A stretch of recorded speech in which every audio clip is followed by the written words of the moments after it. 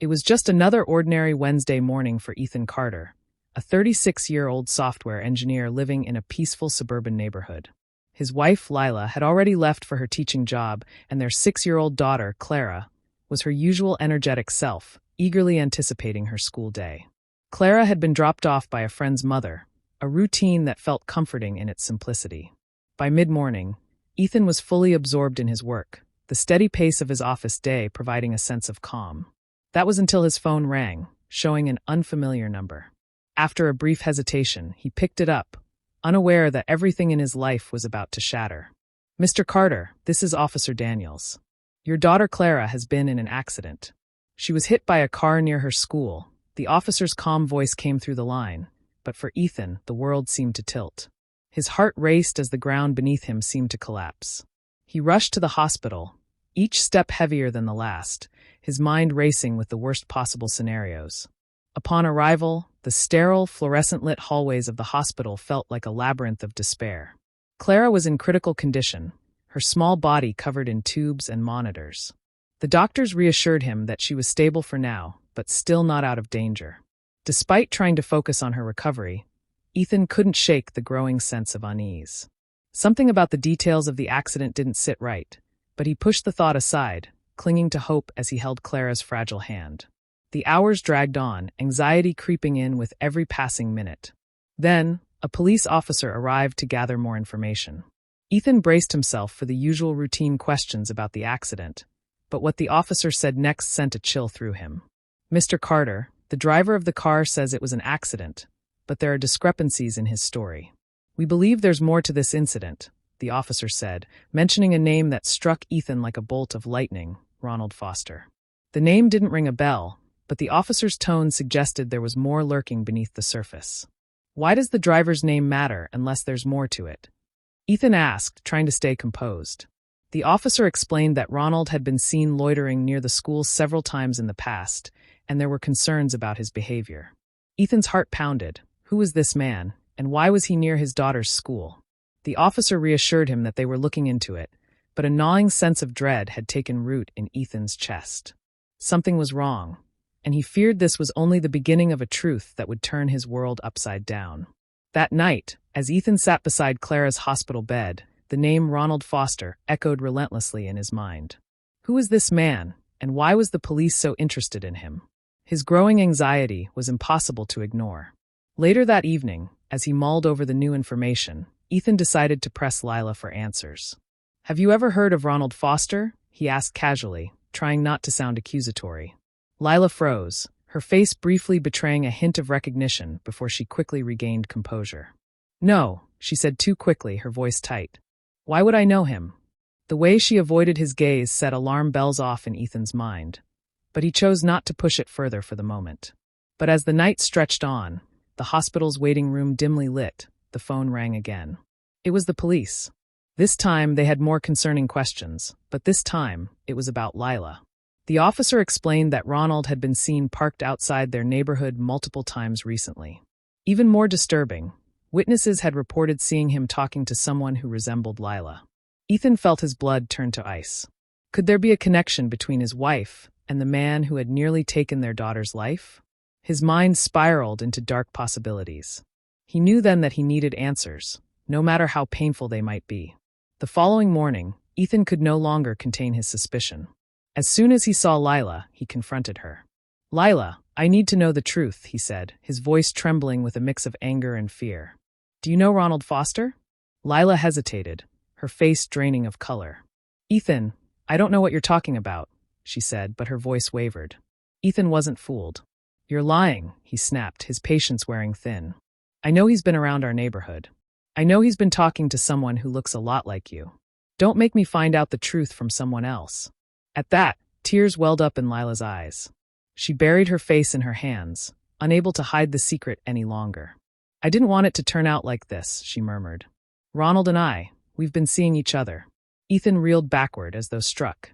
His worst fears had just been confirmed. He could barely manage to croak out, "How long?" 8 months, she admitted, her voice faint. "I never meant for this to happen. I never wanted to hurt you, or Clara." Ethan was stunned, unable to process what he was hearing. His wife, the woman he had trusted implicitly, had been involved with the man responsible for shattering their family. Ronald Foster's name was no longer just a stranger's. It was the name of the person who had wrecked his world. Without a word, Ethan turned and left the room, unable to face her.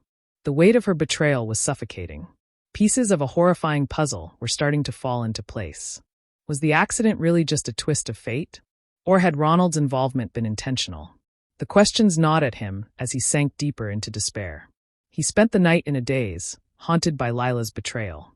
Sleep evaded him, and his mind couldn't focus on anything other than one horrifying thought. How deep did this betrayal run? Ronald wasn't just an affair partner.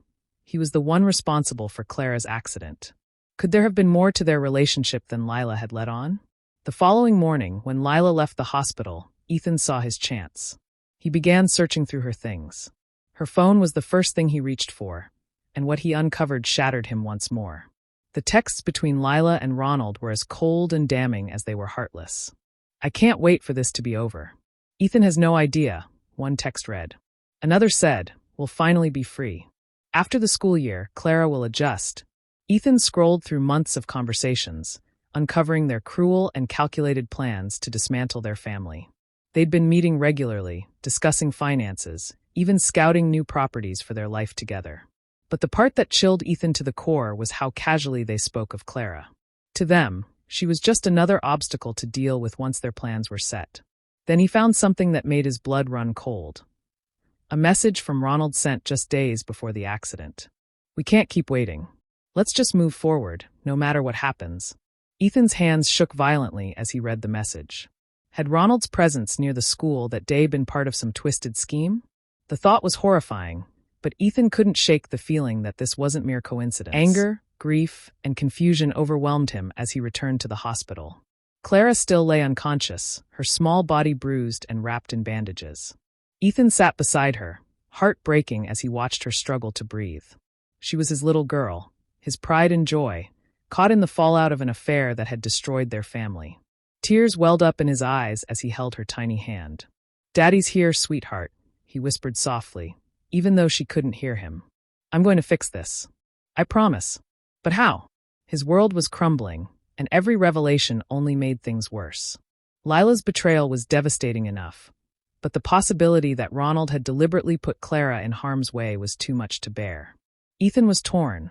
He wanted to confront Lila and Ronald with everything he had uncovered, but he couldn't ignore the urgency of Clara's recovery. He thought back to the days before all of this, when their home was filled with laughter and life, when he thought his marriage was unshakable. Now everything felt like a lie. Ethan looked down at Clara and made a silent vow. He would uncover the truth, no matter the cost. Whatever secrets Lila and Ronald were hiding, whatever role they had played in this nightmare, he would find out, for Clara's sake. As Ethan sat alone in the hospital waiting room, the weight of what he had discovered pressed down on him like a suffocating fog. The name Ronald Foster lingered in his mind, and he couldn't shake the feeling that the accident was more than just a horrible twist of fate. The texts, the timing, Ronald's presence near the school, it all felt too calculated. Determined to uncover the truth, Ethan called the police officer handling Clara's case. "I need to see the surveillance footage from the area," he said, his voice firm. After some convincing, the officer agreed, sensing Ethan's desperation. The footage from the school's security cameras was grainy, but clear enough to confirm Ethan's worst fears.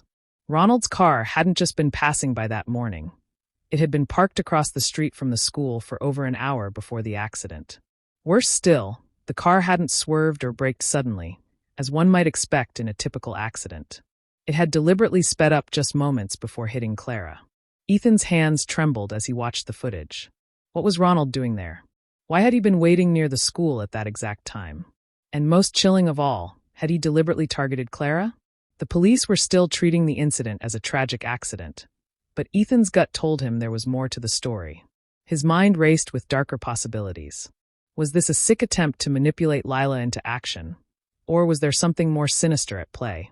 Fueled by the evidence he had gathered, Ethan confronted Lila once again. This time, he wasn't looking for half-truths or apologies. He wanted the full, unvarnished truth. "I know about Ronald waiting near the school," he said, his voice trembling with barely contained anger. "I saw the footage. What the hell is going on?" Ethan's voice was raw with disbelief. Lila's face drained of color. She hesitated, searching for the right words, but Ethan wasn't in the mood for excuses. "Tell me everything now, or I swear I'll take this straight to the police," he demanded, his anger rising. At last, Lila broke, her voice shaky. "Ronald, he's been pressuring me," she confessed. "He wants me to leave you sooner than I planned. He thought that if something happened to Clara, I'd have no choice but to turn to him." Ethan's heart dropped, barely able to comprehend what he was hearing. "You knew?" he asked, his voice barely a whisper. "I didn't know he would go this far," she cried. "I swear, Ethan, I didn't know." But her words felt empty, hollow. Ethan realized then that her betrayal went beyond infidelity. It was her willingness to let someone like Ronald into their lives, to risk Clara's safety for her own selfish desires. The final blow came when Ethan found emails on Lila's laptop. One message to Ronald read, "Ethan's clueless. Just a few more months, and we can make our move. Clara will adjust." The words were like a dagger to Ethan's heart. Not only had Lila betrayed him, but she had also treated Clara like an afterthought, just a piece to be moved in their twisted game. This wasn't just a betrayal. It was a deliberate effort to tear apart the life they had built. Ethan knew then he couldn't let Lila and Ronald get away with it. It was time to take action, not just for himself, but for Clara. He wasn't just a devastated husband or a heartbroken father anymore. He was a man on a mission. In the following days, Ethan gathered every shred of evidence he could find. He took screenshots of Lila's incriminating texts and emails, downloaded the surveillance footage, and recorded his confrontations with her. His goal was clear: expose Lila and Ronald for who they really were, and make sure Clara would never have to suffer at their hands again. Ethan also sought legal counsel. He met with a lawyer, sharing everything he had uncovered. The lawyer was appalled by Lila's actions and assured Ethan he had a strong case for custody. Armed with this reassurance, Ethan felt a renewed sense of purpose. But his quest for justice didn't stop there. He reached out to the police officer investigating Clara's accident, presenting his suspicions, the surveillance footage, and Ronald's texts. The officer agreed that the evidence warranted further investigation, and soon, Ronald was brought in for questioning. As the police dug deeper into Ronald's motives, Ethan confronted Lila one final time. "You've destroyed this family," he told her, his voice steady despite the fury inside. "But I won't let you or Ronald hurt Clara again. You've made your choice, and now you'll face the consequences." Lila's tears and apologies were meaningless to him now. Ethan had made his decision. This wasn't about vengeance. It was about justice and protecting his daughter from those who had betrayed her. The day of reckoning came sooner than Ethan had anticipated. Ronald's interrogation uncovered more than anyone expected. He confessed to intentionally targeting Clara, believing that creating a crisis would force Lila to leave Ethan sooner. His twisted logic was both horrifying and damning. The police wasted no time charging him with reckless endangerment and other related crimes. In court, Ethan presented his evidence against Lila. The judge, visibly disturbed by her actions and the messages she had exchanged with Ronald, ruled in Ethan's favor. He was granted full custody of Clara, and Lila's visitation rights were severely limited. As the legal battle came to a close, Ethan felt a profound sense of relief. Justice had been served and Clara was safe. But the wounds from the betrayal and trauma would take time to heal. Ethan knew the road ahead would be difficult, but for the first time in weeks, a flicker of hope stirred within him. One evening, as Clara slept peacefully in her bed at home, Ethan sat by her side. He gently brushed a strand of hair from her face and whispered, "We're going to be okay, sweetheart. I promise."